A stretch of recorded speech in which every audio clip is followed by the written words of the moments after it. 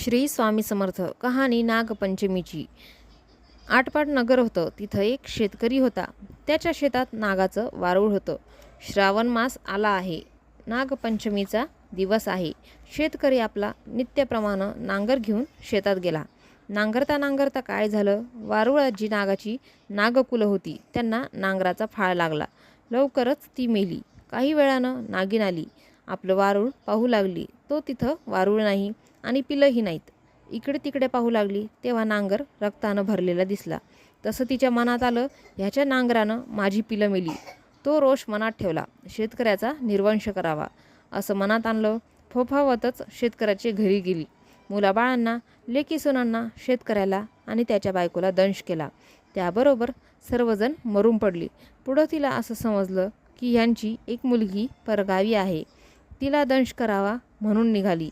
ज्या गावी मुलगी दिली होती त्या ठिकाणी आली.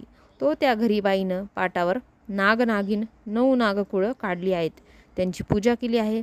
दुधाचा नैवेद्य दाखविला आहे. नागाने लाया, दुर्वा वगैरे वाहिल्या आहेत. मोठ्या आनंदानं पूजा करून प्रार्थना करते आहे. तो ही नागिन तिथं पोचली. पूजा पाहून संतुष्ट झाली. दूध पिऊन समाधान पावली. चंदनात आनंदानं लोळली.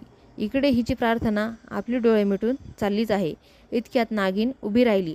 तिला म्हणू लागली, बाई तू कोण आहेस? तुझे आईबाप कुठे आहेत?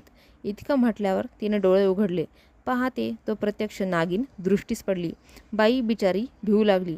नागिन म्हणाली, भिवू नको, घाबरू नको. विचारल्या प्रश्नांचं उत्तर दे.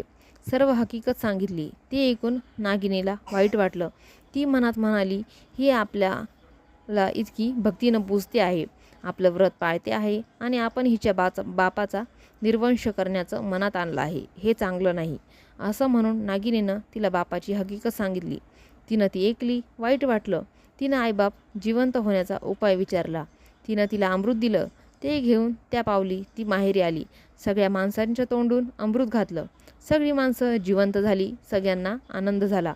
बापाला तिनं झालेली सगळी हकीकत सांगितली.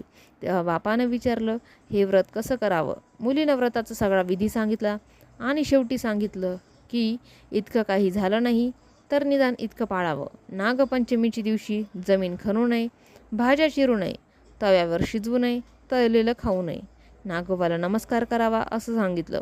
तेव्हापासून तो नागपंचमी पाळू लागला. अशी नागिन तिला प्रसन्न झाली. तशी तुम्हा आम्हा हो ही 60 उत्तरांची कहाणी. 5 उत्तरी सुफल संपूर्ण. श्री स्वामी समर्थ. जय जय स्वामी समर्थ.